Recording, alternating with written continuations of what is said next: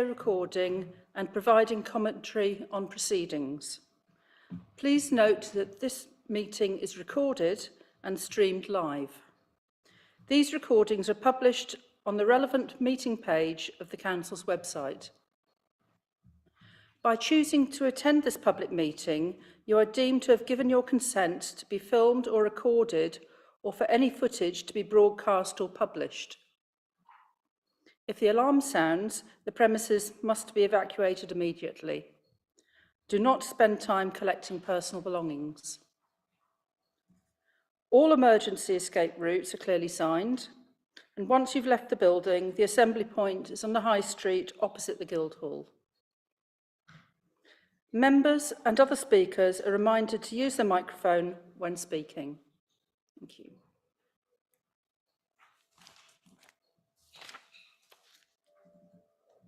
Right, appointment of substitutes. There are no substitutes, Chair, but we do have apologies from Councillors Amos and Bayliss. Thank you. Thank you. Declarations of interest. There being none. Public participation. There is none, Chair. Thank you. Thank you. Okay, we'll go to the minutes of the previous meeting, and unfortunately there are only 2 people present who were at the previous meeting. So could I ask them to peruse them and decide whether they are an accurate record of the meeting? You're both satisfied. Thank you very much then. I'll do that later. Right, so we move on to the external audit process for 2021 to 22-23 and the appointment of new auditors. Mark. Thank you, Chair. So this report summarises the position we find ourselves in terms of the external audit. As we've noted at this meeting before, we're behind where we would normally expect to be, and this report just summarises the latest position. In terms of the 2021 accounts, which are now obviously considerably overdue, we are now very close to having those signed off by Ernst Young. I'd hoped to come to this meeting saying that had been done. I suspect it's going to just take another couple of days. That then moves us on to the year 21-22. Obviously, signing off 2021 then gives us a set of balances for the 21-22 accounts, and we'll now be able to move on and produce a draft set of those. Ernst Young then proposed to commence the audit of those sometime during this summer. They haven't yet given us a definite date to that, but we hope to receive that fairly soon. The statutory deadline for finishing those was November last year, so obviously that's not been met, but I would hope that we'll have those finalised and audited by the time this committee meets in December. Unfortunately, we can't guarantee that because it's obviously not entirely within our control, but that seems like a sensible prediction. That will still leave the audit for the current year outstanding, and that brings us neatly onto paragraph 4 in the report, which sets out the fact that the contract with Ernst Young comes to an end with the audit of the current year 22-23. Given that we haven't yet started the audit for 21-22, we obviously don't have a date for when we're likely to audit 22-23. And we are going to find ourselves in a bit of a bottleneck because, as paragraph 4.2 notes, the PSAA have appointed the next auditors, who are Assets Audit Services. They're a relatively new audit firm from a national point of view, but a combination conglomerate of a number of local firms. So it's interesting to note that they do have an office in Worcester, which will be the first time, certainly in my experience here, that we've had auditors actually based locally rather than coming from Birmingham. So they will begin with the audit of the 23-24 accounts next year. The challenge has got to be whether we can have 22, 23 finished before they're due to start. And I suspect that's going to be challenging, but that's really for Ernst & Young to set out how they plan to do that. Which also brings us on to the fact that, although it's not noted in this report, since the report was written, we've had an email that's been sent to all local councils from the government department, setting out them noting that, and I'll quote you from their letter, that there are a number of issues that are causing delays in the audit timetable, and they've asked us to discuss and collaborate with our external auditors to identify the issues that have caused these delays, and then agree an action plan and timetable to ensure that the delays are swiftly resolved.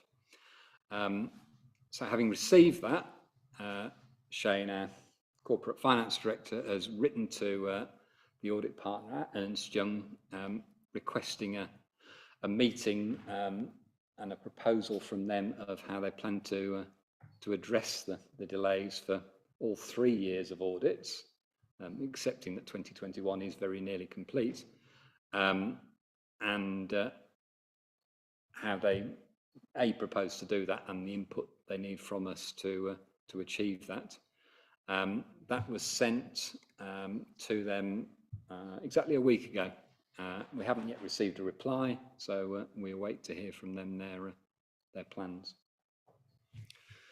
And on that note, I'm happy to take any questions. Thank you. Thank you. Karen?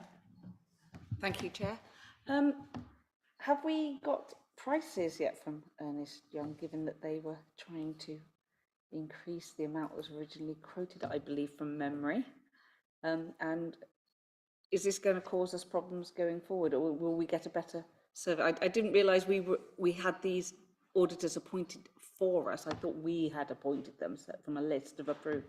So, you know, where do we stand with we could have multiple audits being paid for out of one budget, is what I was considering. Okay, thank you. Through you, Chair. Yes, there's a number of points in that, so I'll try to address each one. In terms of the appointment of auditors, we have the option as a council either to make the appointment ourselves, which would require us going through a procurement process, inviting tenders and so on, or we can opt into the PSAA, the Public Sector Appointments, and allow them to do the appointment for us. We chose to do the latter because A, it's likely to achieve a better deal for us, because obviously you're then buying into a national bargaining power, and B, because for us to do it ourselves would involve a considerable amount of officer time going through the procurement process. So that's why the appointment is done centrally. In terms of the fees are set by the PSAA, as they were for Ernst Young. Ernst Young's point is that at the time the fees were set, albeit now nearly, well, it was a 5-year term, so it's 3 years ago, the world was a different place, and the auditors now are doing far more work than they ever have done, and certainly we are on the receiving end of that. So I guess that does mean that we are having a more thorough audit, which has to be a positive, but there is a cost to that. And as we know from previous committee meetings, Ernst Young have put in claims for considerably higher fees. Those have to be then reviewed by the PSAA, and they then decide how much is appropriate. And our previous experience of this is that they have agreed an increase, but significantly less than Ernst Young have requested. I guess it remains to be seen what will happen for the current year, where in terms of doing the 2021 audit, they've certainly spent far more time than I have ever known.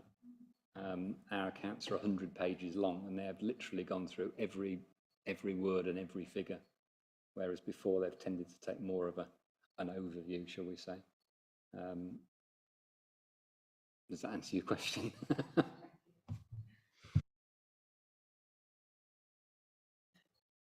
Yeah, thank you, Chair. I think this is an easy one. Are there any penalties involved through the late sort of disbursement? Thank you. Yes, that's a really good question. The easy answer is no. There are two deadlines in terms of the year-end accounts. Firstly, for publishing a draft set of accounts, and then secondly, the deadline for the accounts being audited.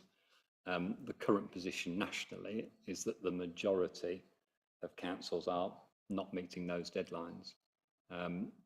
Pre-pandemic, the position for Worcester was that we did every year we met those deadlines, which was a good positive, and one I was always happy to report. Combination of the pandemic in particular, and for the auditors, and difficulty in recruiting and retaining resource meant that they've not been able to do the audits on time, and therefore we haven't met the deadlines. But apart from, I guess, a bit of reputational damage that, you know, we haven't ticked the right boxes, yes, there aren't any penalties, and we're in the same position, as I say, of a lot of other councils.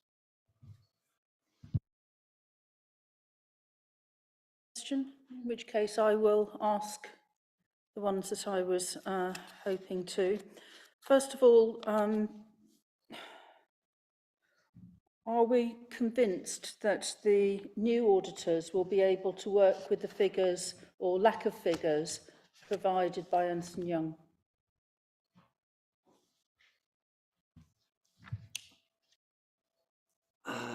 I guess there's two parts to answering that question.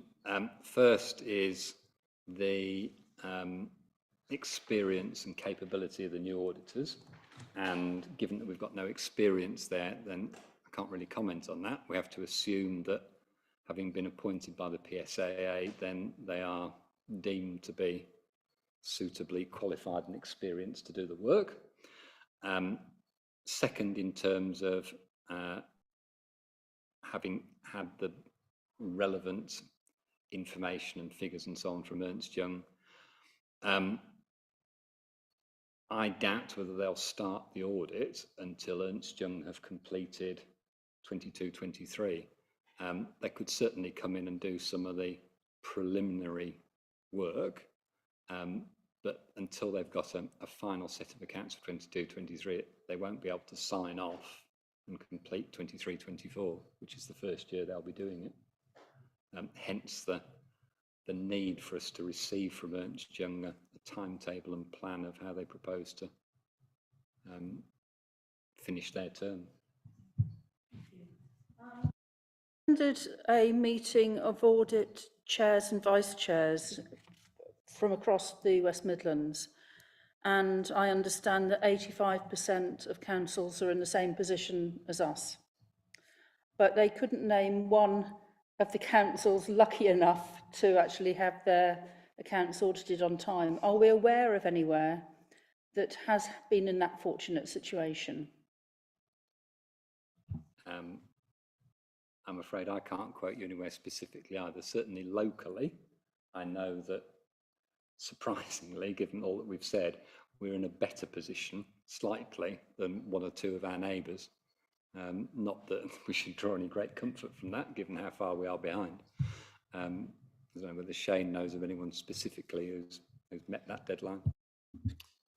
Through you, Chair, there are a couple of the local councils who are audited by Grant Thornton, and they are up to date in terms of their, so that's a county council and Wyre Forest District Council. Both are up to date with their audits, I believe.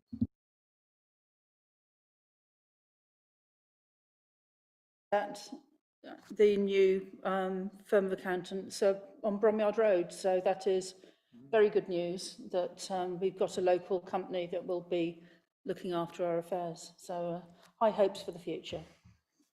Thank you. Is there anything else? Oh, Karen. Thank you, Chair. Just a quick one. If we've got to wait for Ernst & Young to complete, and then AZs are on time, will we still end up with the possibility of having two audit budgets in the same year, do you think?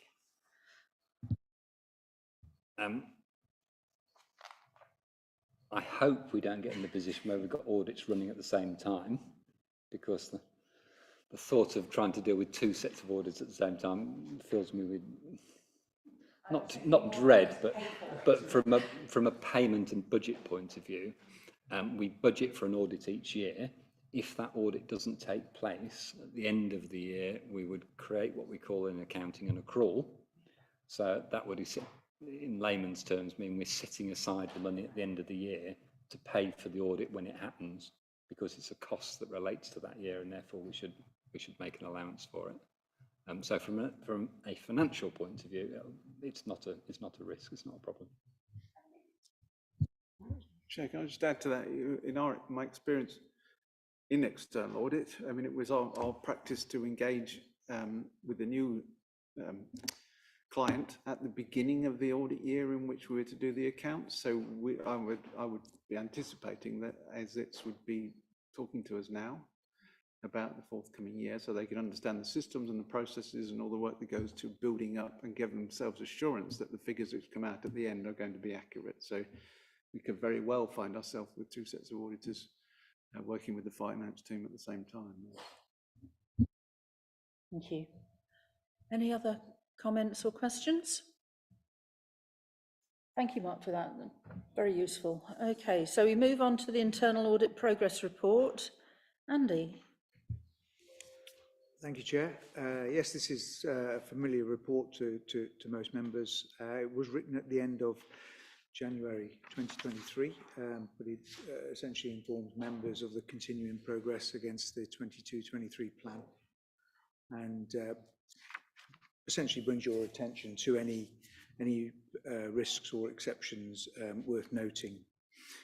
You'll see from the report that there has been continuing progress. We've had 3 reviews finalised since committee last sat. Those have all been core financials, all received significant assurance. So that shows a very sound assurance in regards to those particular reviews. We've got 3 further reviews at draft, so those will be going through the final stages very soon, and there are a number of audits which were ongoing at the time the report was written. Regarding the National Fraud Initiative, NFI, the data sets were uploaded and completed by the deadlines. All the results are now being received in regards to those uploads, and the reporting will be passed through to the services for them to investigate any potential matches which could, emphasis on could identify a potential fraud.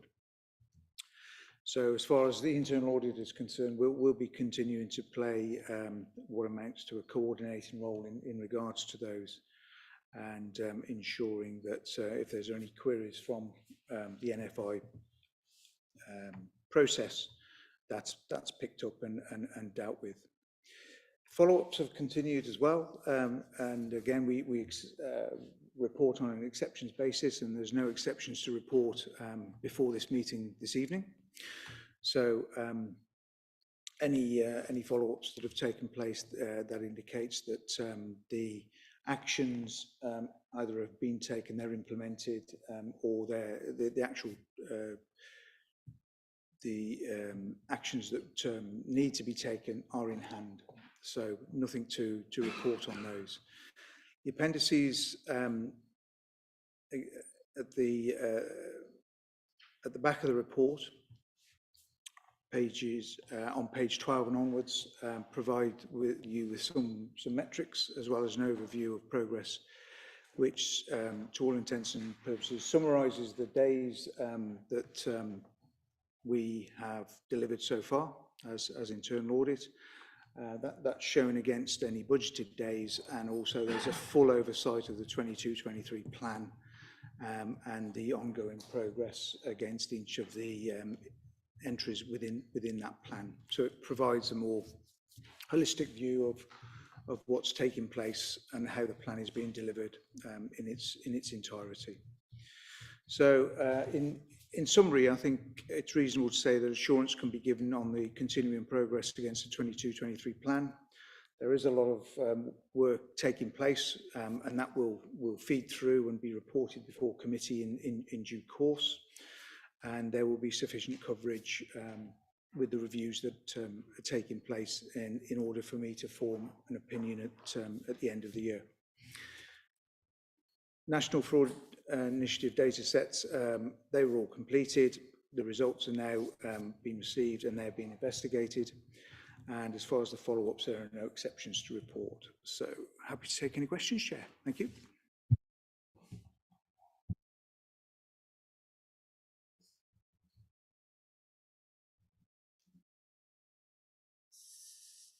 Everybody's happy with the report? Oh, that's excellent news. Could you just comment on the customer journey? Regards to the okay, yes. So yes, what we've done is undertaken a piece of work in regards to the planning applications and the way that the customer journey is throughout that process. It was a piece of work that was requested of us by Sean, in fact, when Sean took over the service, or the overview of the service. And it was really a question of us getting a handle on exactly what that customer journey was, how it feels, what the customer is receiving, and more to the point, whether there were any particular concerns or gaps within that approach. So that piece of work is still ongoing and will be reported before committee, all being well, at next time you sit. Thank you. And who do you consider a customer when you talk about a customer journey? Because is it just the person making the application, or is it citizens in general, or what can we take from that? It's a combination of all.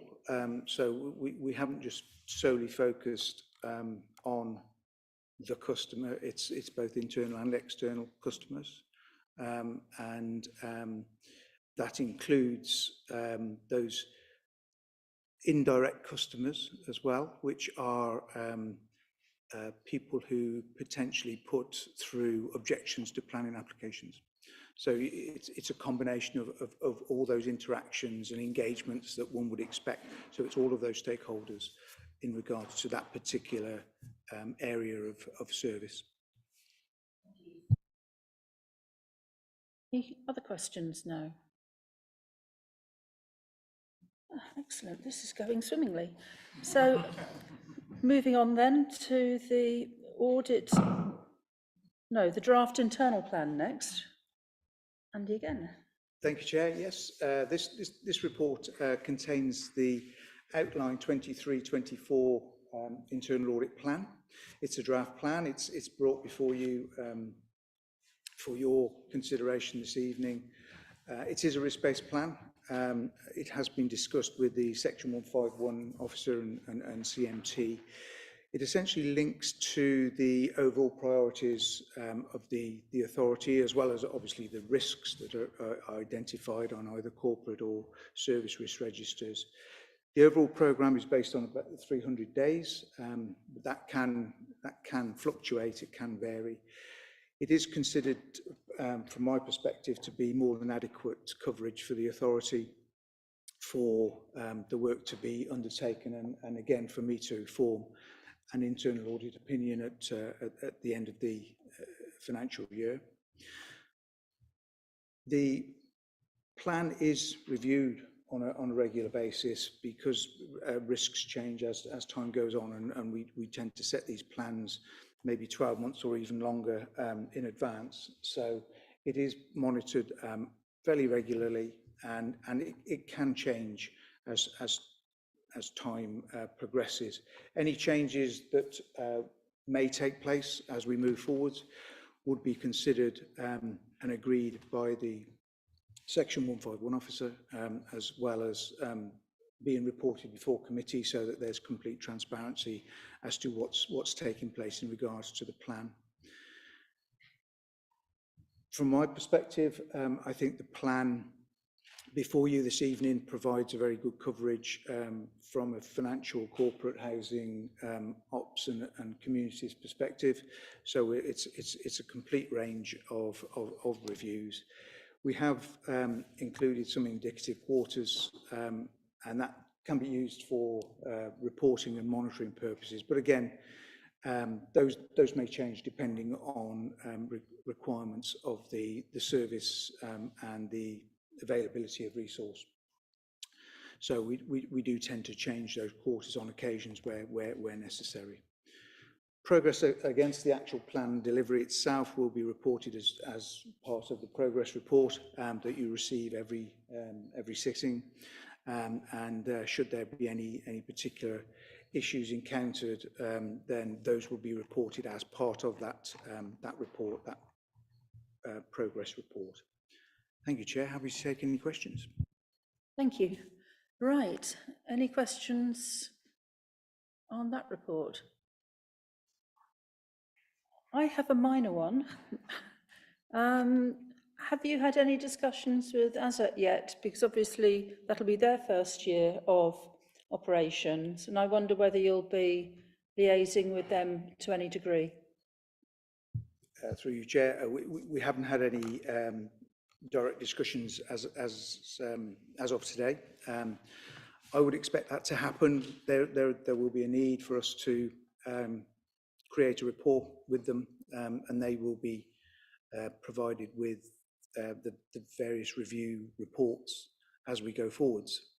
So it's essential that we all understand the terminology that we use, because it will be potentially slightly different to what they're used to. So as long as we're of a similar understanding, yes, that is a conversation to take place. Thank you, Chair. Thank you, Chair. I have two questions. One is how big is your team? How many people are, or are you it? And I noticed you've got car parking. You did promise us something on car parking. There's 15 days being allocated. Is that, I don't know what last year's was because I wasn't here. So I wasn't sure if that was how much up on normal that was, or is this an intense audit session? Through you, Chair. We are, including myself, we are a team of 9 in round figures. So we are a busy team, as we have, as you're aware, being a shared service, a number of partners. As far as car parking is concerned, yes, we've included an entry in the 23-24 plan in order to look at certain aspects of the car parking.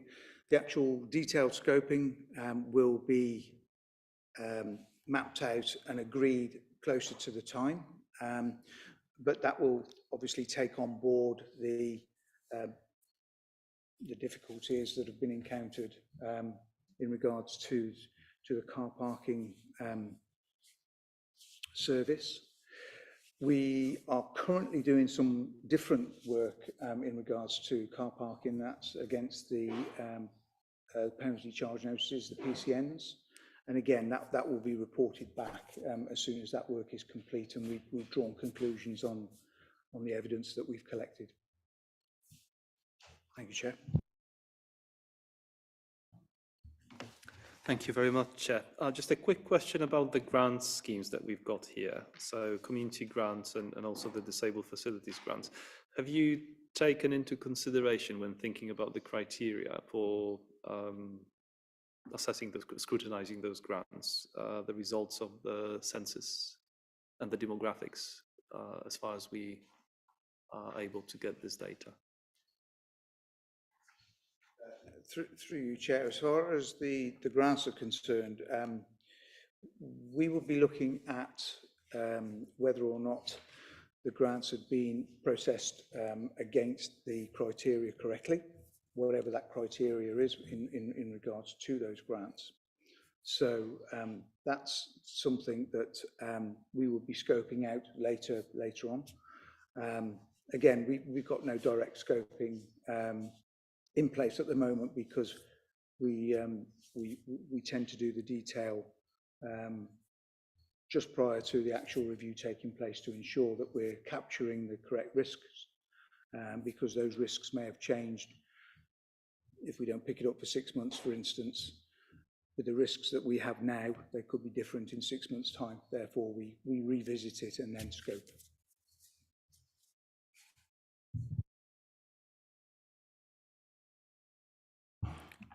Thank you, Chair. Yes, thank you. I just want to actually welcome your question, Councillor, and amplify the point about the census. A little while ago, I think probably 2-3 years ago now, Andy and I talked about whether the council's performance on equalities should be a matter for audit, because we were aware that we were falling behind, actually. So we talked about that as an area for audit activity, didn't we? And we decided instead that what we actually needed was a new strategy that actually put the council on the front foot in terms of leadership around equality, diversity and inclusion, and that periodically then there could be a role for audit in the same way that we've done this with information compliance, to audit, to provide that scrutiny about whether we are actually delivering on our strategy. So we've sort of mainstreamed that in the way we deal with GDPR, haven't we?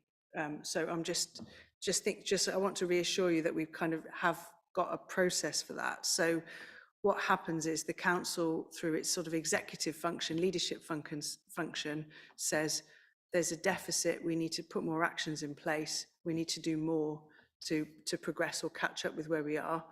And then audit will then take a thematic look at that and see how we're doing. So to give you an example in the context of, so that's already what we're doing with GDPR. To give you an example of how we do that with equalities, our equality strategy, based on our self-assessment, said we were actually quite poor in the phrases using data to inform service planning, so that the council was, you know, had a sort of corporate deficit in doing that routinely. We'd had pockets of good practice, but it wasn't like a mainstream behaviour in the council.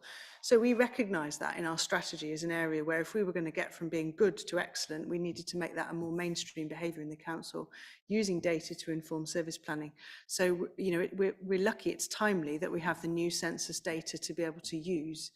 And we've started some work at the corporate management team level and the corporate leadership team level. We've all had the presentations on what is the new census data showing, and then how would we use it to inform service planning. And in fact, we brought some of that data to P&GP, and there's more to come, hopefully, for the May P&R is what we're aiming for, a bit more of a state of the city type report. And so once we have that, once we are using that data and managers are confident using that data, then we should, and you as a committee, should hold officers to account in saying, okay, you've got the data, you've been educated that you need to use it, and audit should say, are you doing that? So, and I think that the example you've given around grant giving is a really good one, because there are other areas where we see it popping up where we think we can now use this data to inform service planning. I think the community grant scheme is a very good example of that. So it's about having that in mind as we go towards another year of giving grants, and having a framework for giving grants that enables the criteria to factor that in. So, you know, I'm grateful for the question, and we will take that on board. And then the point where Andy's service would step in is to say, it's the you said we did point, isn't it? We said we were going to do it. Did we do it? How robust was it? Can we evidence that? So I'm really reassured that this work is happening, and I think it would be particularly important to look at the customer journey. I mean, I come from the world of housing, and it comes with all the nice and positive things, and it comes with the widely publicized tragedies as well. And we talked about silent customers, you know, people you never hear from. So in terms of all those plans that you've mentioned, I'd like to bring up two things. the quality of equality impact assessments that go with reports to different committees. I think that quality still varies, to be perfectly honest. And I think in terms of us as members understanding the benefit and added value, the appreciation of it varies as well. About 2 days ago, I think I heard a member saying that conducting equality analysis on a report adds no value. I beg to differ, because I think it's one of the things that people would expect, this assurance about the equitable outcomes when it comes to council services. So my plea is, please keep us up to date, and in terms of the equality impact assessment regime, it's something that allows us to not to take things for granted, I think. So the more we embrace it, the better the chances that we are doing the right thing here when it comes to customer services. Thank you.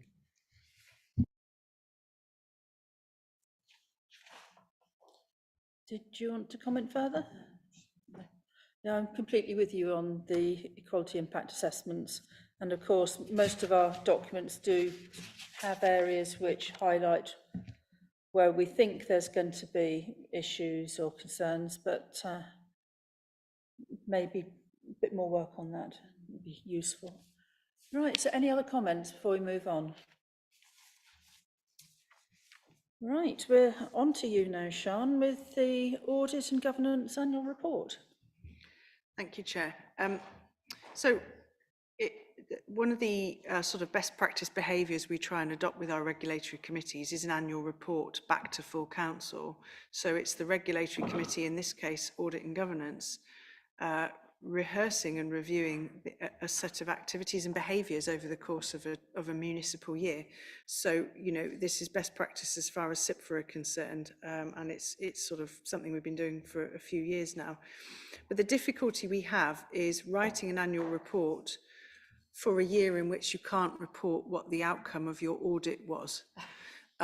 So this has caused us to get a bit behind with the annual report. So I give that preface because I'm asking you to look back at a year that you've possibly partially forgotten, which was the year 2021 to 2022. And the reason that this annual report is on this agenda tonight is that as officers, we think that we in the committee have waited long enough to put the annual report through. We still don't have the accounts signed off for this year that this report refers to. We waited, we held this in abeyance, it's still not here, but we know because of the work that the council's in-house team did to prepare the accounts and the indications we've had from the auditors that we have a good position to report. So we just want to, I think I've used the phrase in the covering report about trying to catch up now. So we want to catch up, put this report through. So, you know, really I'm asking for your forbearance about looking back in time, but we've decided we should wait no longer. And that actually going forwards, if the external audit opinion is going to be repeatedly delayed arriving, then we shouldn't wait for such a long period to put our report through. So we're proposing that the next report may come as soon as December of this year, kind of irrespective of where we've got to. So really what the annual report is doing is just summarising a set of behaviours and indicators over the course of this 12-month period. So for example, the council's internal services, the council's officer team, statutory and other officers, were able to maintain all of the required timescales, prepare accounts for audit. Notwithstanding this was a year where we were coming through the end of the COVID period, the committee met as required, with the frequency as required. There were no adverse findings from the internal audit service that we brought to the committee's attention.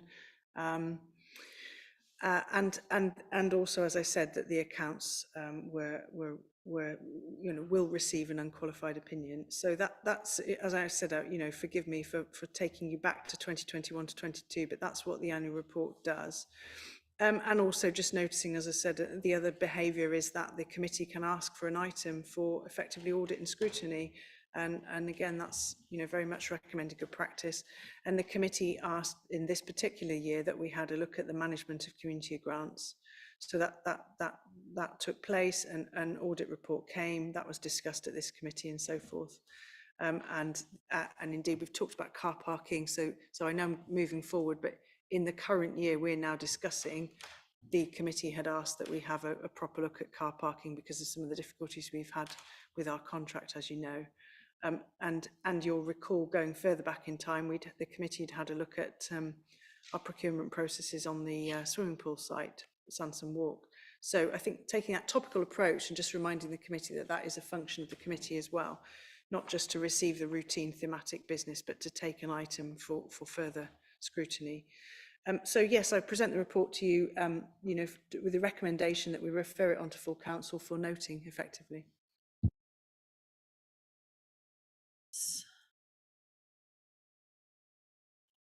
Clearly, although the audit part of the process is way behind, the governance is not. No, we've done our bit. We've got it as far as we possibly can. So I think we can commend it to council.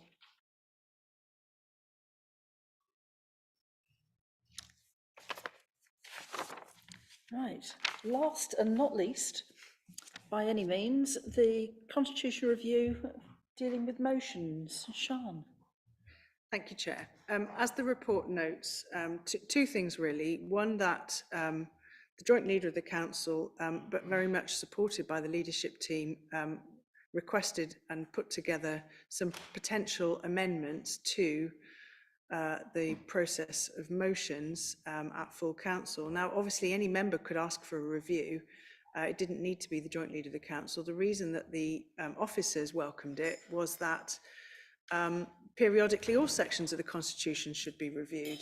And you'll note from the agenda for council next week that I'm bringing forward a number of different aspects for review, and I've been doing that at quite a few of the council meetings. And in fact, one of our members had also proposed amendments previously, which we brought through this committee, which went up. So again, it's good governance to keep things under review. Whatever you decide to do tonight as a committee, it really is a matter for you to review my proposed markup and to comment on that yourselves and decide how you feel about that, and to give your advice to full council. The phrase, to make sure that the process is in good order. You may decide that there are certain amendments that you don't want to progress and recommend, others you're happy with. The overall approach was to try and respect the integrity of the committee system, really, and to try and recognise that where a matter is within the remit of a committee, that it shall go there instead of it may go there. And what we found as a sort of committee team, being on the receiving end of the preparation of the council agenda, is a couple of things really. One, it all happens really quite at the last minute, some of which is unavoidable because of people needing to see the papers and so on, but some of which is just a product perhaps of just a legacy point. And if there's not enough time in the process, there may not be enough time for somebody to decide if their motion is in good order or not, have advice on it. It wasn't necessarily clear from the Constitution what would happen if a motion wasn't in good order, if it wasn't valid. It wasn't clear whether the monitoring officer had the discretion to discount it or whether it would need to be put up on the agenda anyway. So we've just tried to tidy up some of those points. There's an important point to be debated about whether motions must relate to the business of the City Council or not, and different views have been expressed on that. This markup doesn't propose to, if you like, move the needle on that significantly. So some councils have a very narrow position, which is a motion must relate to the business of the council. This council hasn't had that before, and this set of amendments doesn't change that in any material sense. It just talks about the City of Worcester. So, you know, you need to look at that, bear that in mind, but you could, by Googling around, see there are as many councils who go for a narrow approach as go for a wider one. And similarly, some councils impose a time limit on motions overall, others don't. This council never has or doesn't have in its constitution. This set of amendments doesn't introduce a time limit, but those are just points for you to consider. So overall, what the amendments do, as I said, is there's a lot of sort of just tightening up and clarifying when a motion will be considered valid and when it won't. Because some of this might have been implied, but the idea that we shouldn't put forward a motion that would be actually illegal, that wasn't in there. That typically appears in other people's constitutions. We've added that in. Confirmation that it must relate to, as I say, the council has responsibility for, or that directly affect the city of Worcester or its residents or businesses, which is still quite a wide test. Procedure that it shall be referred to a relevant committee where it is a matter that is the responsibility of a relevant committee. Slightly extended timescales for submitting motions and questions in order to allow officers to provide advice and responses, and clarity also that a supplemental question must relate to the original question so that it isn't a Trojan horse that can't be dealt with by the member who is standing up answering the question. It's got to be, the supplemental must be sufficient proximate to the original question. That's my introduction. I'm obviously happy to sort of, you know, talk to any of the specific amendments. Hopefully from the track changes version, they've been fairly self-explanatory. Happy to take questions. Thank you. There's a lot to think about, and I will get to everybody, but I'm having first bagsy this time. I suspect this has come through because of the motions that came to the last council. What? Chair, it's been discussed for quite a long time. Okay, It doesn't relate to any fine. particular motion or period of time. It has been bouncing around for quite some time. Right, but certainly tightening up on motions so we don't have the chaos where two motions at the last meeting had to be amended before they were discussed. It did cause quite a lot of disorder in the chamber, and I think could potentially bring all councillors into disrepute. So with that in mind, I think this is quite a timely discussion piece. I've said that bit, I'll come back to other points later, but if I take Matt first, you haven't spoken? Thank you very much. I've got some misgivings about this, if I'm being brutally honest. My first question is why now? I've been a member of this council for 13 years now, and it'd be very interesting to know about the discussion that led to this being sort of put forward actually and proposed, because correct me if I'm wrong, I mean, I don't think there's any evidence that this council is bogged down at full council with motions that are superfluous or not important to this city. There are some motions that I look at and I think, okay, you know, it's not my thing, but it might be a motion that other people feel very, very important. And I'm just a bit concerned because I actually think councillors are sensible, councillors are self-restrained. And what I'm worried about in particular with the changes to the thing about motions is we are narrowing the scope of debate for this council. And I you know, there's an old adage, isn't there? You know, be skeptical but not cynical. But I'm sorry, there's a little bit at the back of my mind which is thinking, has this suddenly been proposed because a party is now in a minority compared to what we might call more progressive and left-wing parties in the chamber, and perhaps they don't like sitting there in full council having debates about issues that they know they're going to lose every time. So I'm just a bit sceptical about this. And one of the functions this council, you know, plays is we are part of a web of institutions of representative democracy. And, you know, we have an MP, yes, but that MP is usually elected by a minority of the vote. That MP is from one particular party. So there's the danger that if we as councillors cannot debate issues that are of concerns to the people we represent and the concerns of the people in Worcester, I'm just concerned that some people's voices might not be heard, actually. So I'm just concerned about this. I don't see the reason. I don't see the reason. I can understand the thing about the questions. Yeah, okay, I take that, you know, the follow-up has got to be related to the original question. Okay, that's fine. But as soon as you start adding in words like the change seems to be directly affecting the city of Worcester, you know, directly. Well, okay, who is to judge what that means? What directly affects the city of Worcester? And I was thinking about this because when I reflected back on all the motions that we've discussed in full council, I thought about, we've had motions about fox hunting, we've had motions about the European Union, we've had motions about all kinds of weird and wonderful things, none of which, strictly speaking, is within the remit of the council. But I'm very concerned if we start shutting those down. And I was thinking particularly, for no good reason on one level, of a motion put forward by Chris Mitchell back in 2019 about the prosecutor, Soldier F. Now, that is an issue that he feels very, very strongly about, and I really respect that, actually, because clearly his background. Now, other than a preamble here, which says Worcester is a proud city providing men and women to our armed forces, this city, clearly this city council, has absolutely nothing to do with legacy issues in Northern Ireland. And yet that was put forward. We had a good debate about it. I didn't agree with it. I voted against it, but I respected his right to be able to put that forward. And so I have to say, I am concerned about anything that restricts our ability to debate things, to be honest with you. The thing about questions, that's fine. I certainly wouldn't agree with any tighter, I think it's tight enough if I'm honest, any tighter approach, and I certainly wouldn't agree to any kind of sort of restrictions on the number of motions for each council. So I have to say, in its current form, I can't agree to this, to be honest with you.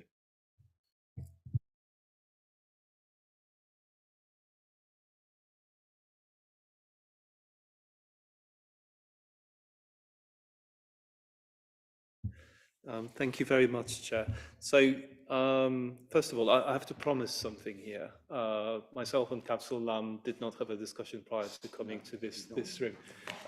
But I wanted to start by recalling that debate, which was prompted by the motion by Councillor Mitchell, who used to be a deputy leader back then, I believe. And the reason I recall it is that I was a lowly member of the public who came here and asked, in God's name, not to support, for the council not to support this motion because, and I gave my reasons. It's quite remarkable that Councillor in question has seemed to undergo a conversion of heart or a big change of mind. So that's one thing. The second thing is I think there are issues with the wording of what we've got in front of us. So just a couple of examples, if I may.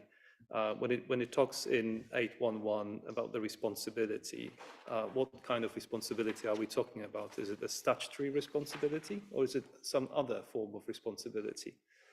I made a point about the direct impact as well, or the effect on the city. I'm not sure what it means. I'm really confused now. I'm not sure what that is. I think personally, my suggestion to move forward on this, and the reason I'm saying this is I'm actually supporting debate about all kinds of political issues on the local level. This is where the debate starts and should start. And if the democracy is to be healthy, those discussions should be had on the local level. However, I would agree with the joint leader of this council that some of those motions are not very productive and it's a bit of a grandstanding. If I want to see some acting, I go to Stratford. It's far better, and I enjoy it more, to be perfectly honest. The way forward that I suggest on this is something which I think the city, with the traditions and the size and the ambitions that Worcester has, and something that's been lacking is opening a platform, a space where important issues of whatever it is, just war, migration, Europe, you name it, whatever issues that there might be there, and sort of issues grasping sort of minds and people taking part in a public debate, we should, as a council, provide an opportunity for not only members, but also for residents to come and take part in those kinds of debates. I strongly believe in that. This place, we have the Guildhall, which is second to none when it comes to the splendour. I think the city would benefit from it. I think the joint leader of the council would be satisfied that sort of the proper council business is discussed during the council full council meetings, and yet democracy would be kept alive on the very local level. So I'm really hesitant because there's just too many. As you can see, I've got question marks and things all over this thing, and I'm just thinking, are we being led into a trap of restricting the freedom of speech and freedom of expression here in this chamber?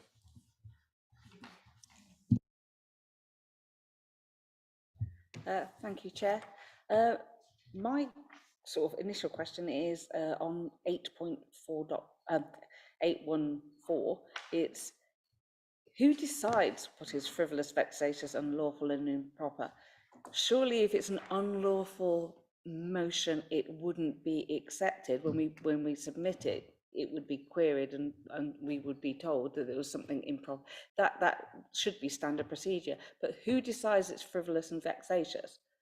That is not. Would it be the officers?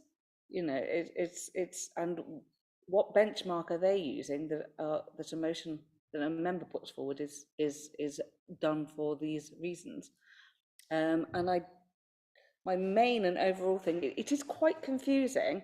For instance, we're being asked that we should take it to the ordinary function of the committee. Well, as a new councillor in 21, I found it very difficult to understand the functions of the committees I've been placed on, let alone the functions of other committees.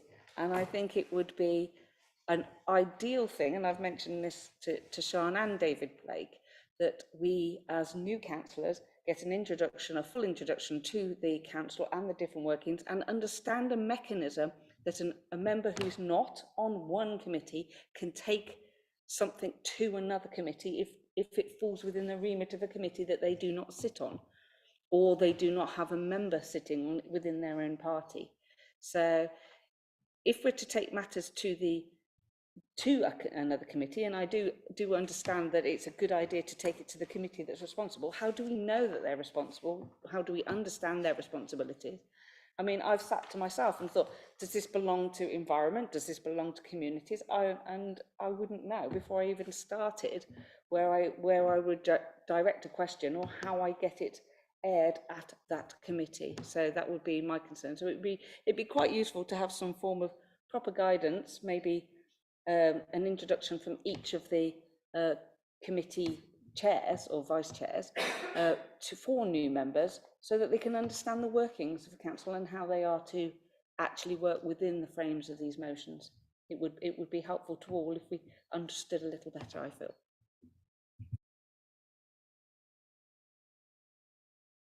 Yeah, thank you, Chair. I don't have quite so many problems as has been raised to date, but there are a few things that sort of come up in relation to what you said, Chair, originally about the issues with amendments and debacle that goes on in council. If we have more than one amendment, then that would be in council anyway. Because it couldn't be guaranteed in advance of what was going to happen and what was going to be said. In relation to Councillor's comments about what is not frivolous or vexatious, well, we know what unlawful or improper is. Those words are simply words that we found in the dictionary that an officer would choose to determine accordingly. They are as they are. Is it frivolous? Is it vexatious? The words are there, and I would suggest that could be seen accordingly. So I don't get the problem with that one. At 876, we're talking about notices of motion going to the relevant committee by the monitoring officer. And I presume it'd be the monitoring officer that would determine about vexatious or frivolous as well. Where a notice of motion is referred to the relevant committee, the move of the motion should be so informed. Well, that committee again would be determined, I'm sure, by the officer. And the actual debate would go on in an arena of what this council decided some while ago was the correct form for this council. In other words, committee as opposed to cabinet, giving more people a greater opportunity of taking part and delivering a deliberation in relation to what is being debated at that time. So, as I say, I don't see quite the same amount of problems as what's been given already. Thank you, that's very useful.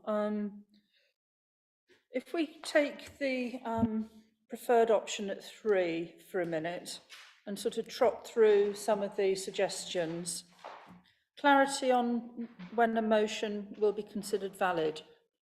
So would we like to suggest that if there's a motion going to council, that it's run past an officer for advice, just so that maybe some of the little problems can be ironed out, so when it gets into the chamber, it isn't amended by the proposer before it's even spoken to, just to sort of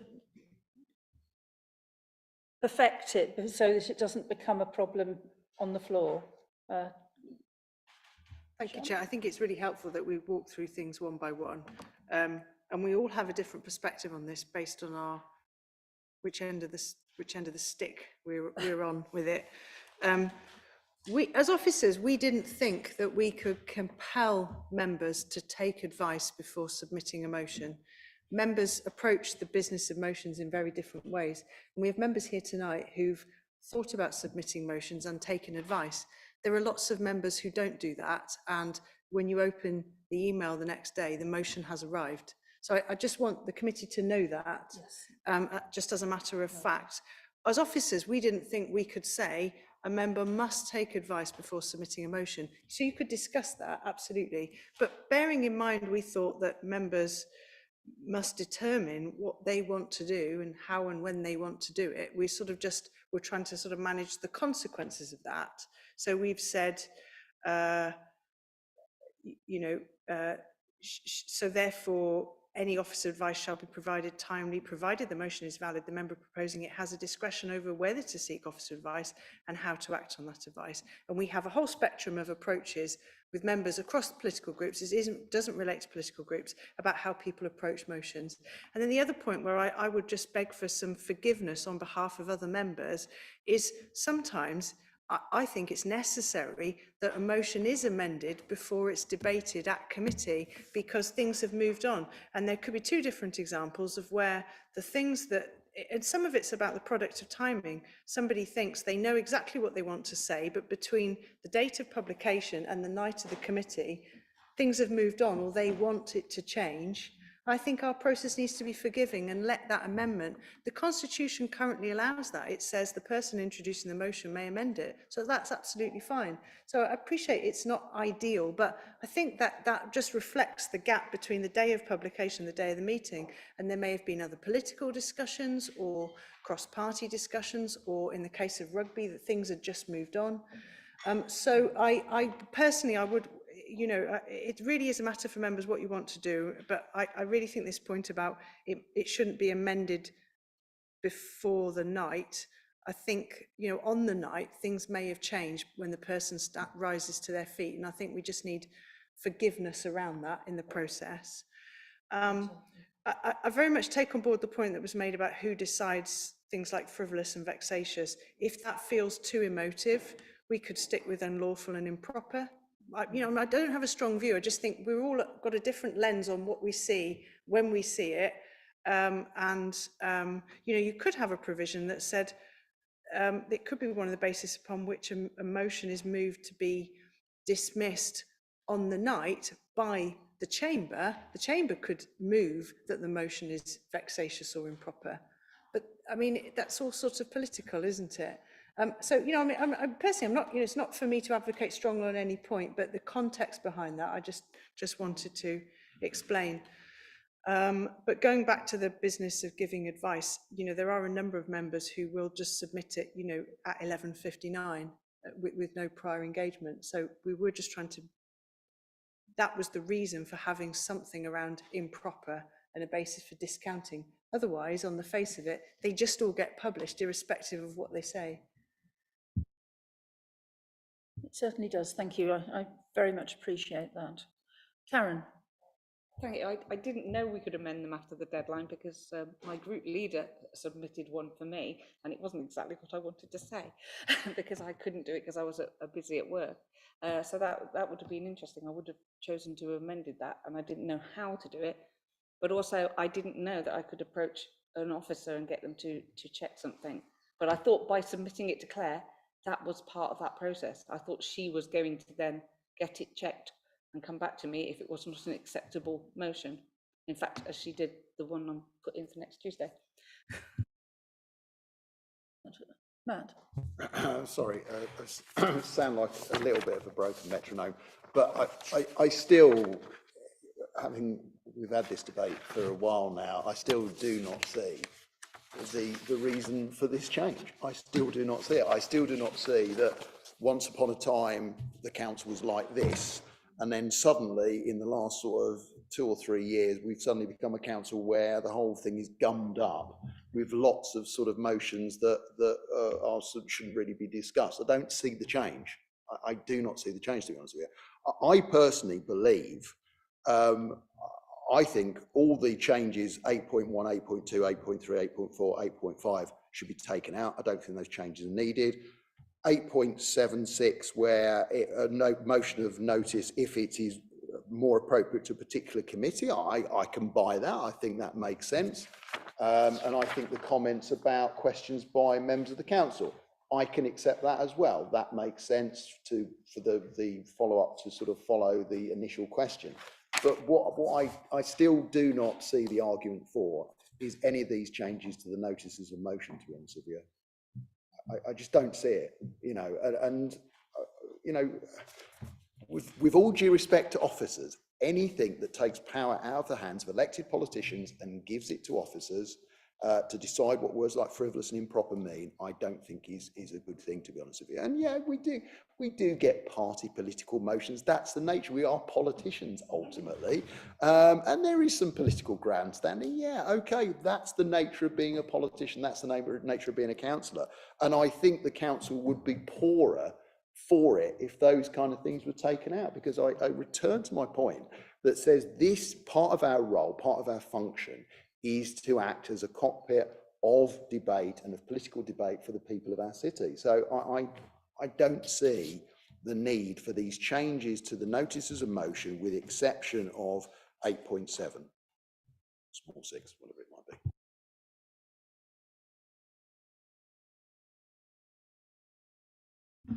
Just in terms of an interest in those points, Matt, there is questions of things like unlawful and improper and the relationship between members and officers. Certain officers have certain statutory functions which require them to advise, and in fact more than advise in some cases, if an action which members are about to take is unlawful or improper. And that might extend for governance purposes to questions around whether it's vexatious, for example, or frivolous. I don't think you could stretch it to frivolous. But there's certainly something which might be considered abusive or overly personal, in which case the proper arbiter of that would actually be the council's appointed officer. rather than the member. So it's not a question really of taking away power from members, but clarifying the relationship and the function of members and officers within that debate. That's all I want to say. Thank you. That's... Just a second to the first one, clarity on a motion. Is everybody happy that generally, although members can ask for support from officers, you don't want it to go any further than that? Is that what the feeling of the room is on that particular one?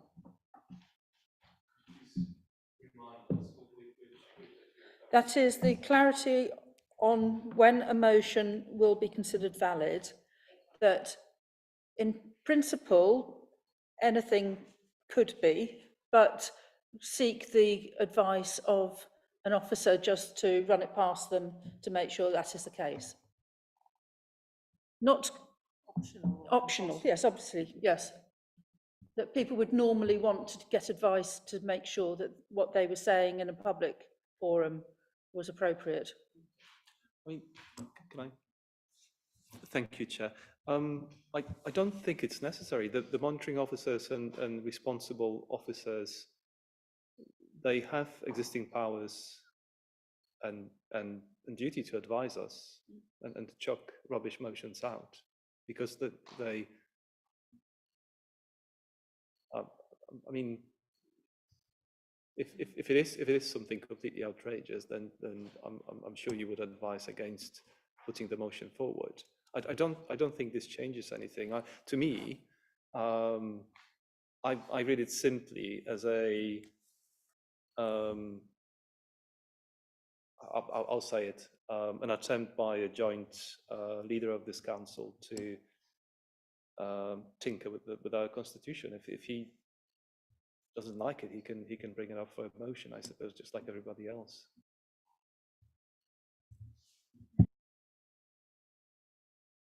Second bullet point, confirmation that a motion must relate to matters of the council that the council has responsibility for, or matters that directly affect the city of Worcester.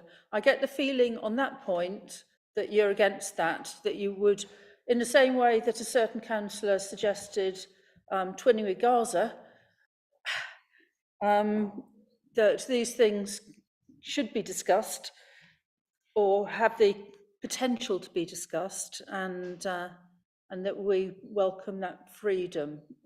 Is that where this room is heading? No, I know that Alan, as chair, he's obviously not here today, but he was quite keen to have a very narrow remit, and I just want to put that into the pot now. However, it's what this group of people are thinking that will go forward, as far as I'm concerned. Right. Bullet point 3.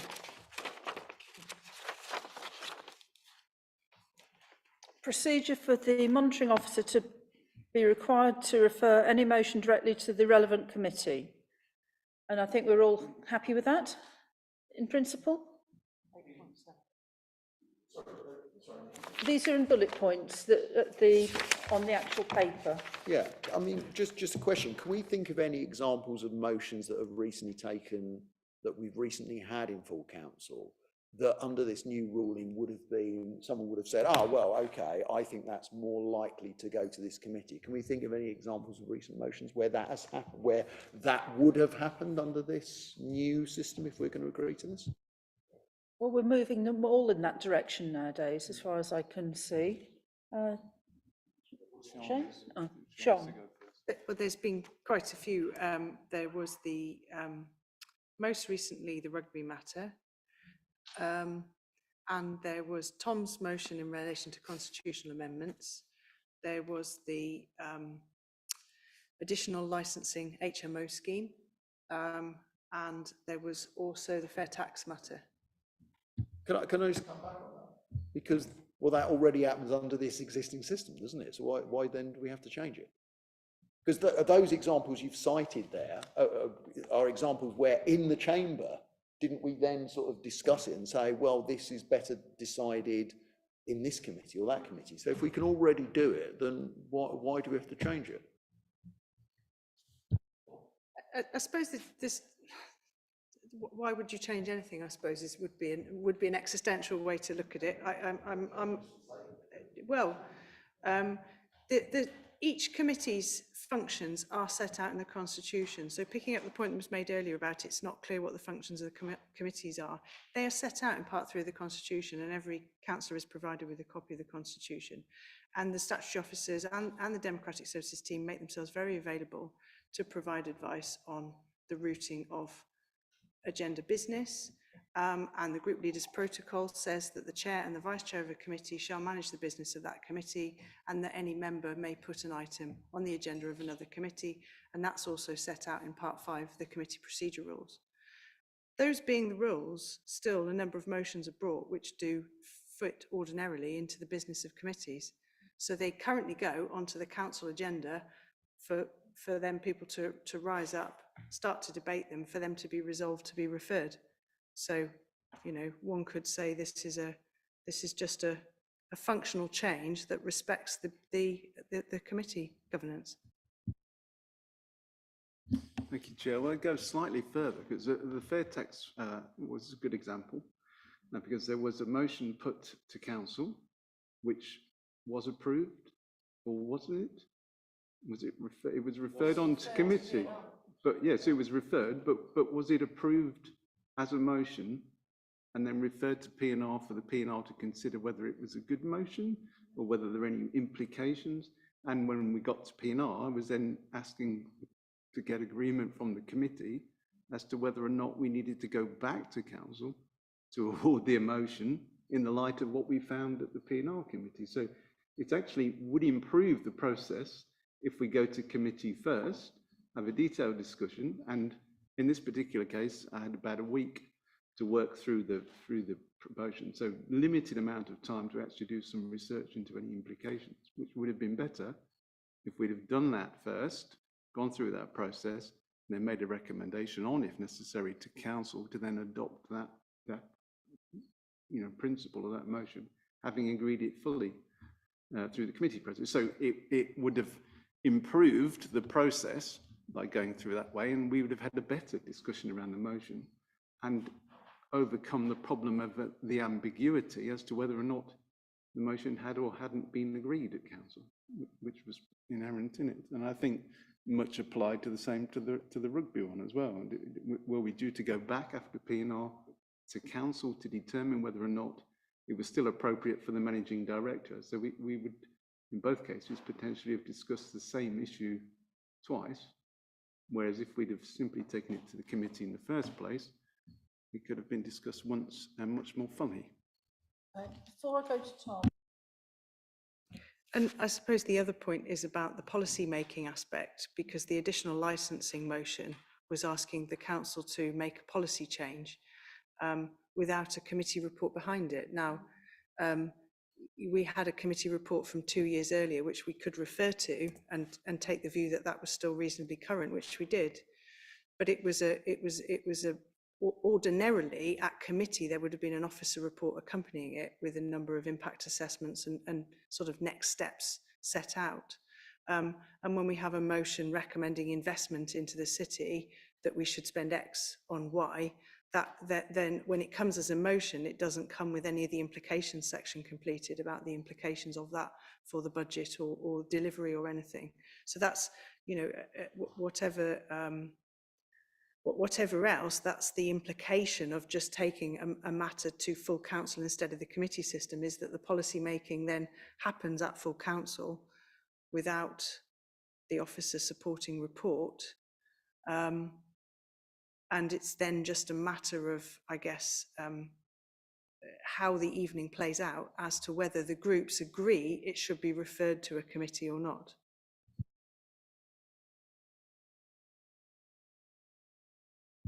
Thank you very much again, Chair. If I can draw an analogy, because in response to what Shane was saying, I think if we take, this might sound lofty, but if you take the journey that a bill in Parliament in Westminster takes in order to become law, it is being put forward in one of the houses, then it is going through a series of debates. So if I can sort of stick with this analogy, if we have a motion that requires further refinement and fine tuning, which happened to my motion, and to be perfectly honest, I believe it was Councillor Udo's suggestion. My sort of emotive reaction was not positive. However, on reflection, I appreciated what we did. And the changes to the constitution, the process spent on that particular motion was quite fruitful. So I don't think it's a big problem. And I'm not necessarily keen on sort of not admitting things for a debate at the full council. I don't see that's not necessary, to be perfectly honest.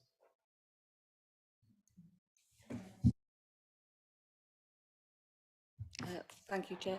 Now, I actually do sympathise with the city and the city officers here, and particularly Shane, who's got to budget for these things. I do think there is a case where some of these things would be much better properly discussed in a committee and through a monitoring officer.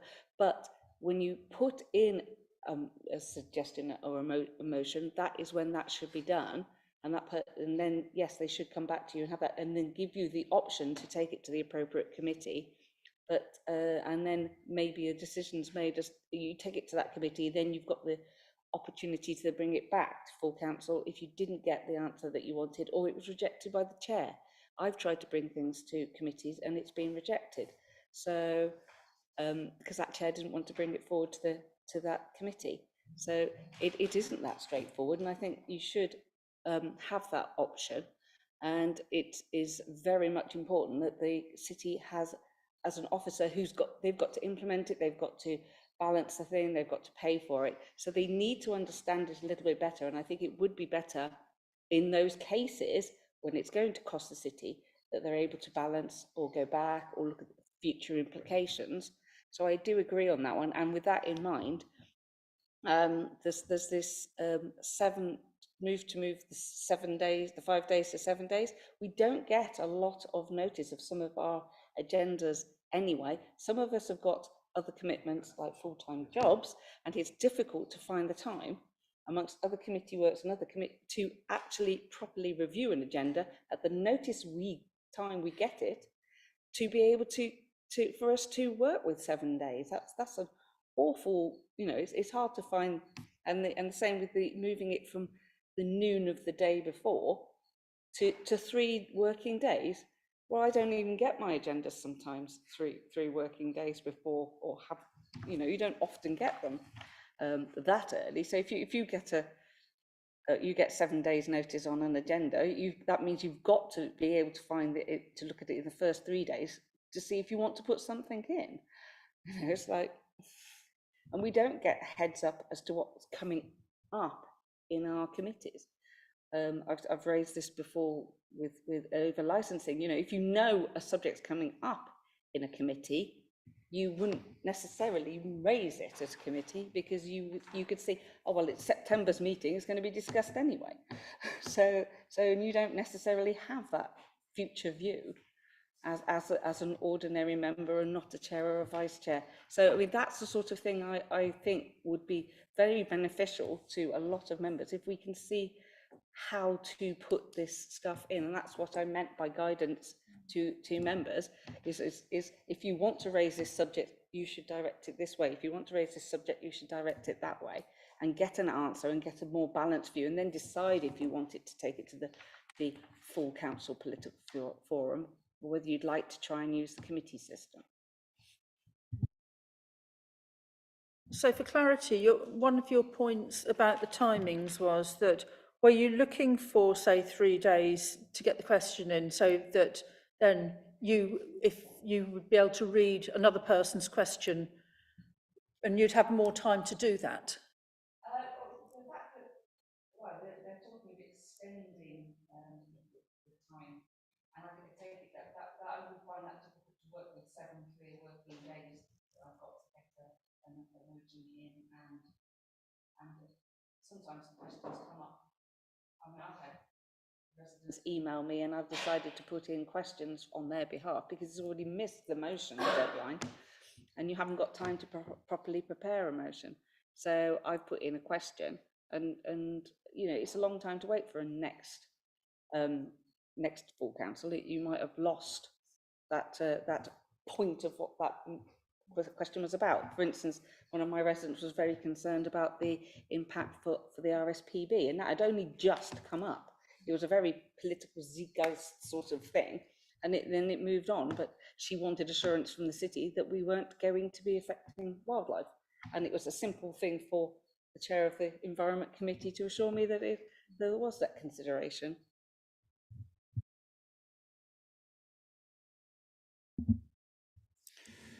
If we're talking RSPB and birds, I'm grateful you're in the chair, Councillor Barnes. I still refer back to the issue in relation to committees being a rightful place for debate. The whole idea of a motion coming to council within that time period and time frame mentioned seems to me to be very, very short term. As I say, the whole idea of committee was for people to be able to debate ideas and obviously be there if you wanted to be able to put the point of view across. The idea of giving the requirement to move that that item in question to a committee actually, I think, strengthens the whole idea of the committee system, rather than leaving it to, I'll say, a last minute situation whereby we've got a debate in council that is pretty much unnecessary and could be, to an extent, a waste of time where it could be heard in a proper place and debated accordingly. So I would still revert back to saying that the idea of putting what would have been a notice of motion through a committee, if that was a rightful place for it, to be heard and debated at that point. Yeah, I mean, I think Tom's analogy is good, actually, you know, because you look at Parliament and what happens in the second reading is they debate the principle of the idea. And then when it goes to committee stage, that's when you go through, I know the phrase, I can't use the phrase anymore, but the nitty gritty, the actual detail. Just what I'm concerned about is this point, which is the procedure for the monitoring officer to be required to refer any motion directly. So I'm just a bit concerned. It's kind of, it doesn't go to full council at all. You know, why can't we have a situation where it goes to full council, or when the motion is kind of proposed, an officer might say, I think this would probably be better off sent to a committee, okay? But I think it should be up to the councillor to decide whether, you know, I think we should debate the principle of this thing, because if you look at that fair tax motion, we debated the principle. You know, is this right? Is this something we believe in? Yes, okay, but because it has implications, let's now hand it down to a committee where they can look at the devil in the detail. So I'm a bit concerned if someone goes from here to the committee without going through full council, because I'll come back to the point, I think full council is still the place where some of these things should be debated.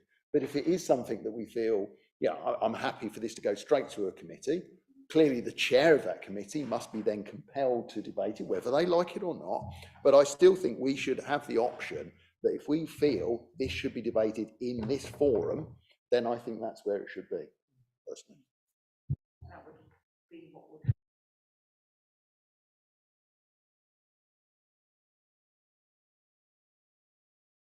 I think that the chair should then be compelled to schedule it. Sorry, I'll try to make it my last contribution, I promise. It's 3 days in a row, and I was hoping this is going to be the shortest of all committees. So my interpretation of the bullet points when it comes to the preferred option and the suggestion here is that the bullet points, 1, clarity, 2, confirmation, and the procedure, I have serious misgivings about those for all the reasons that we mentioned here. When it comes to the bullet points, the extension of the timescales and clarity, Sorry, but in terms of, I think this is actually very helpful. We are thinking about making both our lives as elected members and lives of officers easier. We are being pragmatic and sort of helpful and understanding with those two. I don't have a massive issue with the last 2 bullet points. The first 3, this of all the days, on the day when the executive is being drilled by a committee parliament, timing could be more perfect, I think. Comments on that bullet point? Okay, well, we will go on to the extended timescale suggestion, so that officers can prepare maybe a fuller response. So it was suggested 3 days for questions and a couple of extra days for motions. Now, Karen, you already said that you would be unhappy with that. Yes, thank you, Chair. It is, if you've got, we've all got busy lives outside of our council commitments as well. Most of us have. We're not retired people with other people looking after our houses. You know, some of us are principal engineers looking after a team and ongoing trials. So we do get very busy, and it is difficult to find the time to properly review an agenda, and you don't necessarily have that sort of time. So I find that, you know, my weekends are the time I get to look at that. If I don't have that sort of time scale, I would not be able to meet the sort of 7 days. I could meet the 5. You know, but if you've got a committee meeting on a Monday or a Tuesday, you know, that means you've got to have read it a complete clear week before. I take it that we'd have to get the agendas to us much earlier as well, because we don't get the agendas all that early. You know, at the moment, I'd be getting my agenda 2 days before I have to respond. I think that would be fine.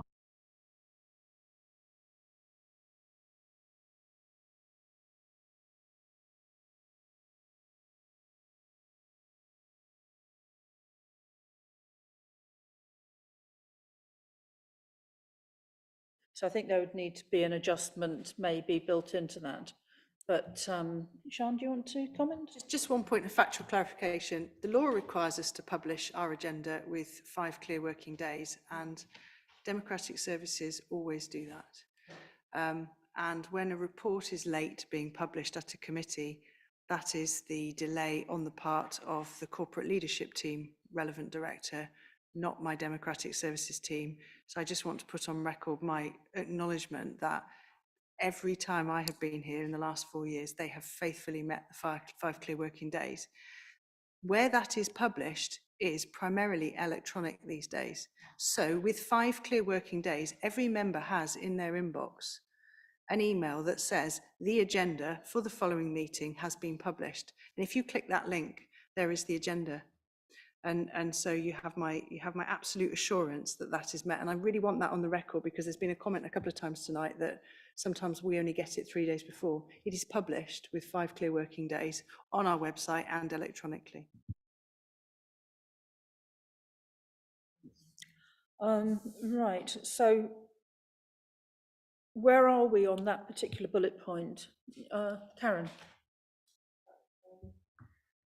I think the 5 days, which is the legal requirement, works. And what I meant is this. I thought this was about us getting our motion to yourselves, so rather than the other way round. So it's. I didn't mean that the agenda doesn't come to us. I meant that our time scales to respond is difficult for us as members to meet. For clarity, if we had to get a motion in within 7 days, 7 days before, then it would give the officers time to turn it round so that the paperwork with your motion on the agenda would be out with the 5 days. So I would see it. So it would give that little bit of turnaround time for the officers to not print the paperwork, because it doesn't get printed much anymore, but so that it can be added in, and it gives that little bit of flexibility there. Yeah, so I mean, currently, I Sorry, think Chair, they come so out just on for the clarity, Monday. it's more time for advice in a nutshell. yeah, Because we do definitely. have members who submit the motion at 11:59. So it's just allowing, if people still, you know, I'm given to writing things at 11:59 too. It's a very good Blondie song. But anyway, but it's 11:59 2 days earlier. That's all it is, in truth. So if there's a need then, or a will, and we've said it option, a desire for advice, it's just bringing that forward for a bit more of that discussion. That was all that was intended. You know, when obviously it's all a matter for members tonight. Absolutely. If we need to stick with the prevailing timetable, we will. I would just emphasise that those timetable adjustments have come only from officers. They didn't come from the joint leader. I don't want anyone to think that that is a point that's come from a political group. They're officer amendments, proposals, and that's all really. So just for clarity, at the moment, for instance, for full council, this coming Tuesday, it was last Monday. Under this, it would have been the Thursday or the Wednesday? The agenda would still be published on the Monday for the following Tuesday, but we would ask for motions at the end of the week before, effectively. Yeah, because that's not working day. That's what I meant. So if you're saying working day, clear working days, is that Wednesday evening, Thursday Friday evening? Because Friday evening doesn't give the officers any chance either. So it would have to be, so I would think, Wednesday evening. Yeah, it's the additional, Two it's the clear days additional for them 2 to work days. on and Yeah, produce the. yeah, it's the additional 2 days, isn't it? Yeah, that's what I'm saying. So do you include the Monday as a working day? That's the day. Yes. If that's the day they're produced, because Yes, I because mean, we this- don't. this- Yeah, that's how we currently operate, because we have to count that as a prep day. Yeah. The first clear day being the Tuesday. So yeah, so Monday is our prep day for council, with things arriving up until Monday night at 11:59, and this would bring this forward so that it would be Wednesday night at 11:59. Thursday night, yeah.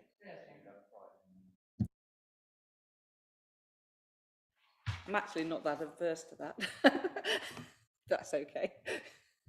No, I tried to put my the current one in earlier, and then it ended up as quite a long delay before a response. And I was beginning to think what was going to, had I missed a response? And then it was a flat panic in the end to get me to respond. I think we're now a bit more comfortable with giving that extra little bit of time, or removing the time before the council meeting, so that we get everything in slightly earlier so the officers can turn things around. Great. We like that bit. Okay. And the final bit is, as a bullet point, is clarity that a supplementary question must relate to the original question. Well, that makes good sense, doesn't it?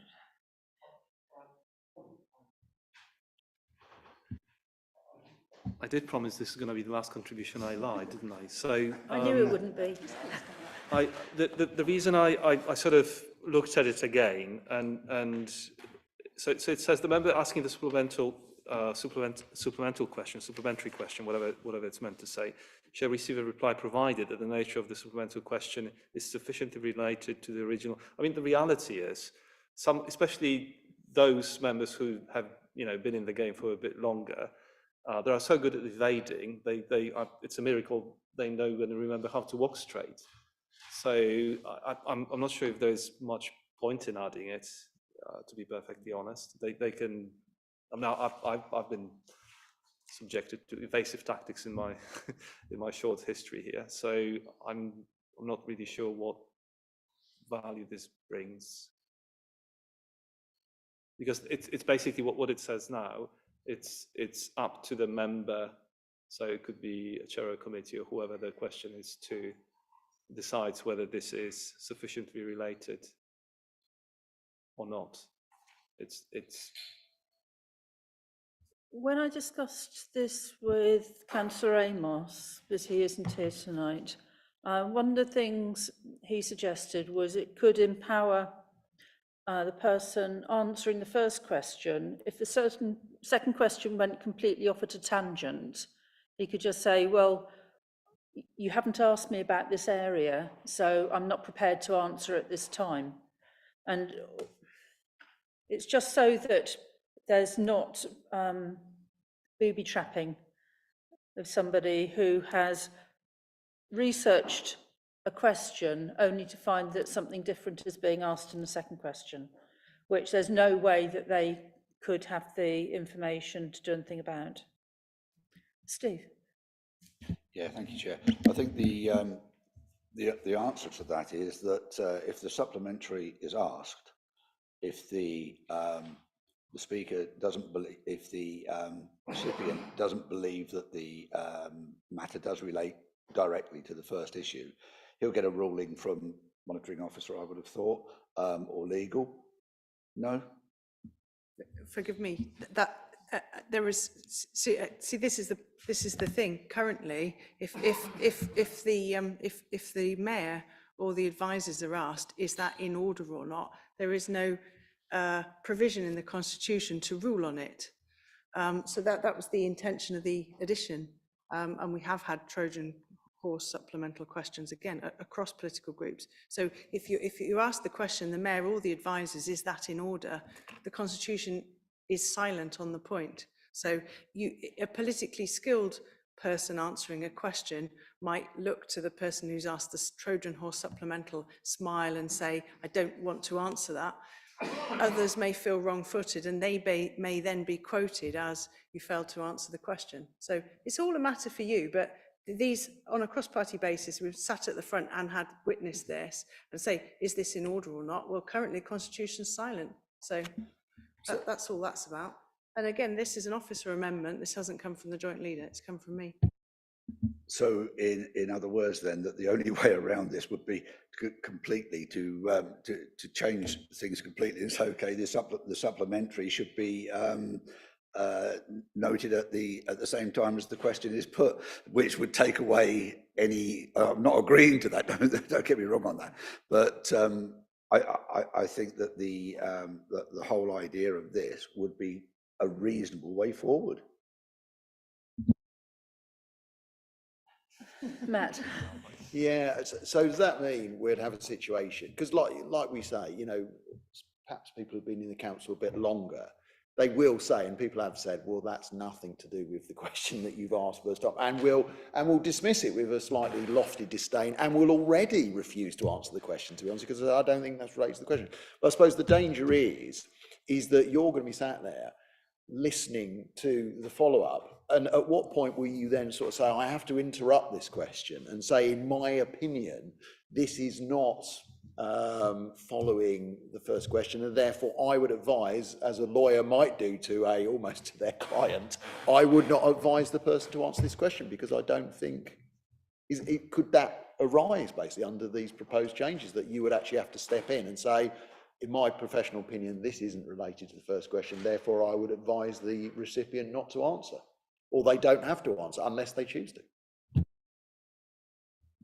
I mean, obviously, the constitutional provisions in Part 4 are written for the mayor primarily to manage the conduct of the meeting, and procedure rules are written primarily when you're in the meeting for the benefit of the chair and transparency for everybody in the room to understand what the rules of engagement are. And advisors, and very much protocol at full council is advisors speak really by exception. So I wouldn't be expecting that it would be me who would be leaning in much of the time, but occasionally somebody does look up and it's point of order. Well, I can't advise on a point of order because there is no current order around supplemental questions. So again, I appreciate this is sort of constitutional pedantry, isn't it, from all of us?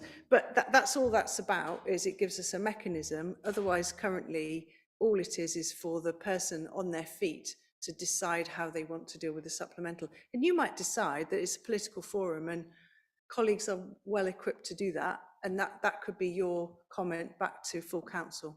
But again, I'd emphasise that's an officer amendment, just based on things we've seen, where it does feel at odds with the nature of the original question, and the supplemental question feels wholly unfair. So And I say that again on a range of things, but it's obviously again a matter for you. I keep on breaking promises today. I think I would avoid including this. And then the reason is for the second benefit of officers. Because I think the reality is the people with slightly shorter tenure here, members, will have to wise up and sort of get better at trying to say or get the points across that they would like to get across. Whereas if we introduce this intervention, I think this is opening you to all kinds of attacks about the interpretation of whether something is related, what's the proximity, how closely related it is. I personally think it's a bad idea. So here we go, I changed my mind. I don't think it's a good addition.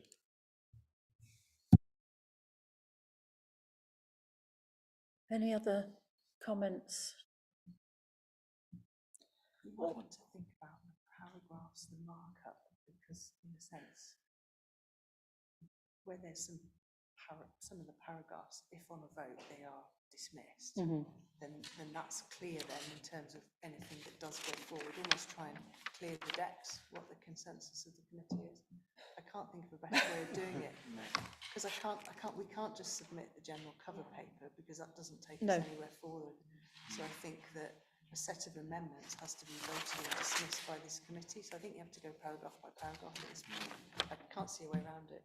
Right, I think so, yes. And right. So we did the bullet points. We should avoid trying to come up with alternative wording. Either It would accept be it or not to bring to accept a it. further meeting. Yeah. Right, what we're going to do is the proposed amendments, we're just going to go through and say yes or no. We're not going to try and further amend anything, it's just a straight yes or no. So, on page 40, 8.1, what are people minded? Take it as a whole paragraph. 8.1 amendments. Do we approve the amendments? Yes, no, I'd do it like that. So I'd just say 8.1 amendments, show of hands in favour of the amendments and those against. Happy or not? Yes or no to the amendment? 8.1. In favour? Of the amendments, 8.1. 8.1 as a whole. Against? Right, so that falls. Okay. Oh, it was 3, so sorry. Right, so 8.2 doesn't look as if it's got anything. 8.3, changing from 5 clear working days before the meeting to 7. Are people happy with that one? 4, lovely. Okay, 8.4, which is basically valid notice of motion requires any officer's advice, and whether the member has discretion over whether to seek advice or not.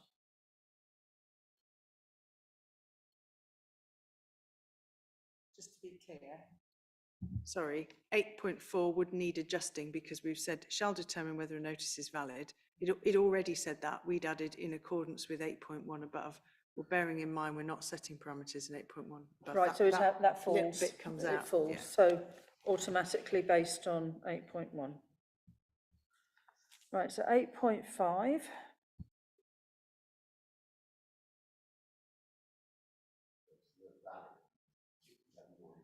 That mucks that one up as well. And just to be clear, committee, all I was doing in 8.5 was just bringing to the light the convention that we apply behind the scenes, which is that we will publish in the chronological order in which they're received, unless another order is required in the interest of good governance. We don't have to put that in if you don't want, but that's what happens behind the scenes. I'm happy with that bit. It's an order. The earlier you get your motion in, the priority it has, nothing. That's a reasonable thing. You've got your order in, your motion in early, And I think you wouldn't be putting anything that's not valid anywhere, so you don't need to say valid.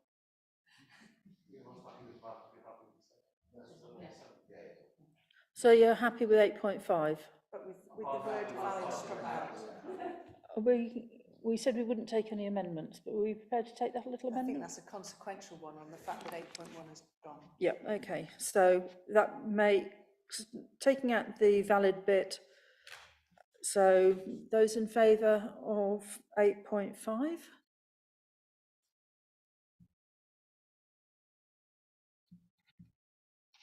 Eight point six is just a number change, so that's doesn't do anything. 8.7. And I think the feeling of the room was against that one, that it doesn't automatically go to committee, but it's likely to be passed to committee.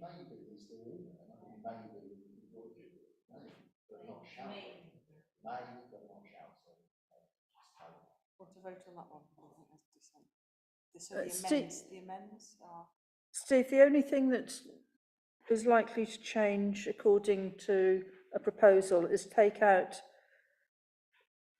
the may that it's been changed to and put it back to shall. No, Or shall, the other way round, sorry. Yes. The amendments fall, it currently says may.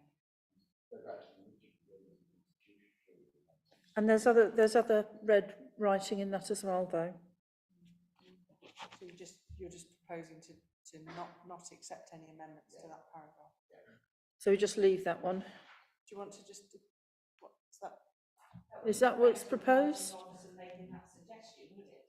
No. Because that might be that the councillor then decides to make that choice. Yes. If it's appropriate to them, they like the idea. If people come forward for advice, we can give the advice, but sometimes they don't. So, but anyway, we've discussed. So on that paragraph, is there a view? Is there a vote on that? Or is that lost or Lost. Against. And the other ones are just number changes on page 41. And then up to questions by members of the council on 9.2.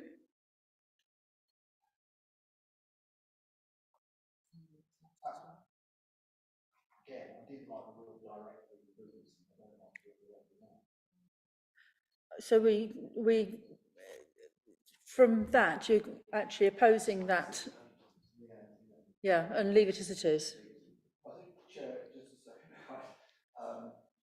There's no microphones being used. And I think just need to check exactly what's being said, exactly what we're voting for here, one way or the other. Could we just go This back is the onto that? narrowness of what we're allowed to discuss in a meeting, effectively. I mean, paragraph by paragraph, the amendments are either standing or falling at the moment. So at the moment, the proposal, I think it would be helpful paragraph by paragraph, just to be clear. We are saying now on 9.2, I think there's a proposal that these amendments fall. Is that right? Yes, because it narrows the scope of discussion of a type of motion. So we would, if it was carried, then it would reduce the things that the council could talk about. So leaving it as it is remains an open forum to a larger degree. So are people for or against leaving it as it is?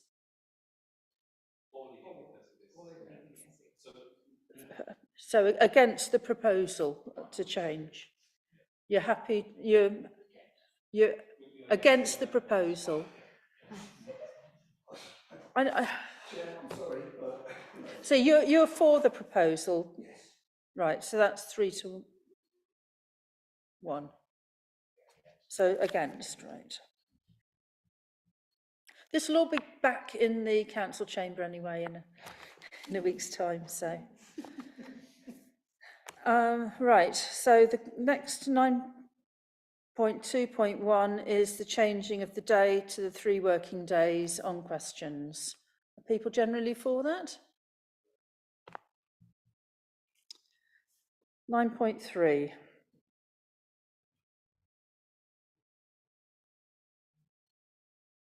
And that's about the supplementary.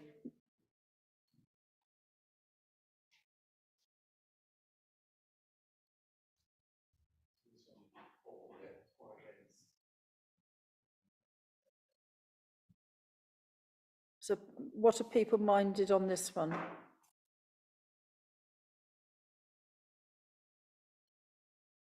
Because it's adding in basically that the member asking a supplementary question shall receive a reply, provided the nature of the supplementary question is sufficiently related to the original question to constitute part of the overall matter.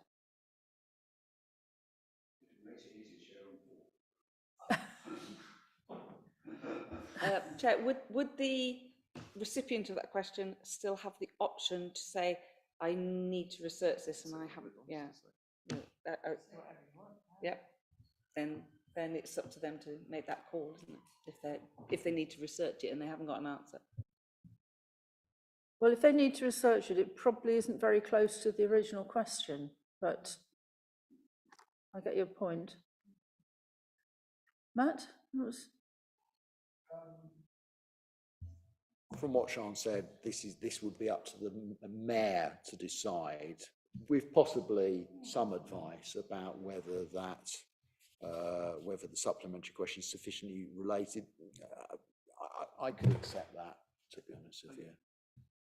Can I please suggest something in this case? I don't think this is clear in the current shape and form. It doesn't mention mayor at all. I don't think it's clear enough. That's what I'm. Mayor runs the meeting. Hang on. These are extracts from Part 4 Constitution Rules of Procedure. These are the extracts that relate to the management of the committee, the meeting, but there are a number of other extracts that you will, if you've read Part 4, be familiar with. The mayor has conduct of the meeting and will manage, as you've seen, manages the business of the meeting and says things like, because there's another section that deals with amendments to motions, and you've seen the mayor in action, whichever mayor is in the chair, manage that business. And I wouldn't advise that we write into every section the mayor will determine, because that is written in section 4. Look, I mean, I don't, I say I don't feel strongly. It's not for me to feel strongly anyway, but if this is a contentious point, it's not the biggest point we've discussed this evening either way. So, we can leave it out, and that's not a difficulty. I was just sharing with you the problem, if you like, from the front of the room, is that sometimes people look forward and query whether it's in order, and the Constitution is currently silent on whether it would be in order or not. That's all. Can I just ask a question then? So nowhere in the Constitution does it actually say a supplementary should in any way be related to the first question. So it doesn't say that. That's correct. Well, in no that provision. Sorry, in that particular case, yeah, I can support this, because it's almost if, isn't it self-evident? But this is typical of Britain. It's all convention, and it's the way we've always done things. And when you say, where's it written down? Oh, it's not written down, but we've always done it like that. So in that case, if it's nowhere else, then yeah, I'd be happy to support this, personally. All those in favour of this? 4, lovely. Okay, and that's the last one with any red lines on. So, I'll just pick up the housekeeping on that. yes, please. Well, thank you, members, for going through that in detail. Obviously, this is then now a referral report to full council. So the covering report will explain that the committee had a debate. The appendix to the covering report will only submit the amendments that you approved tonight, and those which were voted down will not appear. So there's a second track changes version, and only that goes forward. So only those amendments that you voted should go up will be referred up. So that's how we'll address that. Okay.